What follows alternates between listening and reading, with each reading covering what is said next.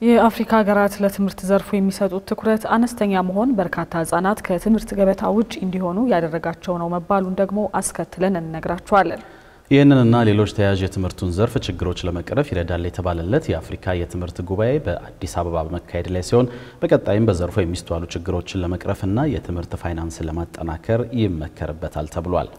ጉባኤውን የተከታተለው ሪፖርተራችን ደስዬ ልባይ ተጨማሪ ዝርዝር መረጃ አለው። እንደ መንግስታቱ ድርጅት የትምህርት የሳይንስና የባህል ተቋም ዩኔስኮ ሪፖርት በአፍሪካ እድሜያቸው እስከ 10 ዓመት ከሚደርሱ 5 ህጻናት መካከል 4ቱ ማንበብና መጻፍ አይችሉም። ምንም እንኳን በፈረንጆቹ 2015 ከነበረው አሃዛዊ መረጃ አንጻር ይህ ቁጥር መሻሻሎች ቢኖሩትም ከትምህርት ገበታ ውጭ የሚሆኑ ህጻናት አሃዝ ግን በ13.2 ሚሊዮን መጨመሩ ነው የተገለጸው። ለዚህ ደግሞ የህዝብ ቁጥር መጨመር፣ ግጭት፣ አለመረጋጋትና የተለያዩ ሰብአዊ ቀውሶችን ጨምሮ የትምህርት ዘርፉ የሚደረግለት የፋይናንስ ድጋፍ አነስተኛ መሆን በምክንያትነት የተጠቀሱ ናቸው። የአፍሪካ ሀገራት የትምህርት ሚኒስትሮች እንዲሁም ከተለያዩ ዓለም ሀገራት የተውጣጡ የትምህርት አጋር ድርጅቶች የተሳተፉበት ባለው ጉባኤ ላይ ምክትል ጠቅላይ ሚኒስትር ተመስገን ጥሩነህ ተገኝተው ንግግር አድርገዋል። እንደ ሀገር የሚስተዋሉ ችግሮችን ለመቅረፍ መሰረተ ልማቶችን ከማሟላት ጀምሮ የአዳዲስ ትምህርት ቤቶች ግንባታ እንዲሁም የዲጂታል ትስስር ስራዎችን ማጠናከር ላይ ትኩረት አድርገናል ሲሉም ተደምጠዋል። አክለውም እንደ ሀገር ይህንን እውን ለማድረግ በመተባበርና በአፋጣኝ በመስራት ህጻናት የሚገባቸውን እንዲያገኙ ማስቻል ይኖርብናል ነው ያሉት። So let's act with urgency and unity.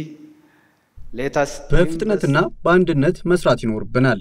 ልጆቻችን ለወደፊት የሚገባቸውን እንዲያገኙ ኢንቨስት ማድረግ ይኖርብናል። እነሱ ከወዲሁ በትልቁ የሚያልሙ ናቸው። እኛም በምሳሌነት እንድንመራቸው ይጠብቁናል። ስለዚህ ይህን አጋጣሚ በመጠቀም የአፍሪካ ተሰጥኦ ጠባቂና ባለቤት ልንሆን ይገባል። Protect to empower. So let's rise to the moment. Let's be guardians of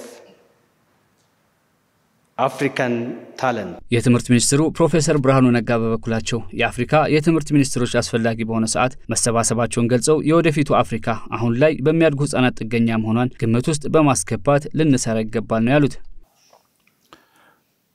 Everybody agrees that at this very critical juncture our future is going to be very much dependent on ሁላችንም እንደምንስማማው ወደፊታችን አሁን ላይ በመናሳድጋቸው ልጆች ዕውቀትና ክህሎት ላይ ጥገኛ ነው። አሰላሳይነትና ክህሎትን ማሳደግ ይገባል።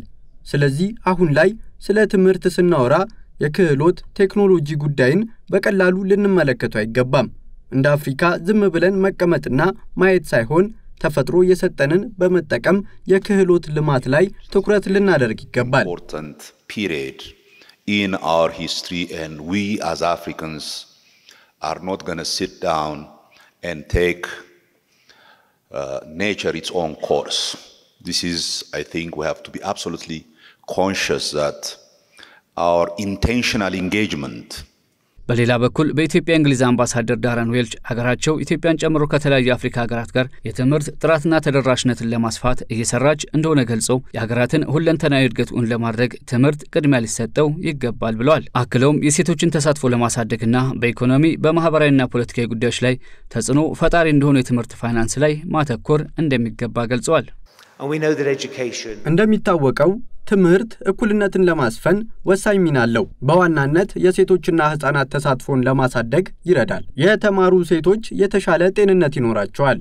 እንዲሁም ካለዕድሜ ጋብቻና ሌሎች መሰል ችግሮች ራሳቸውን መከላከል እንዲሁም የአየር ንብረት ለውጥን ጨምሮ ዘርፈ ብዙ ተሳትፎ እንዲኖራቸው ያግዛል።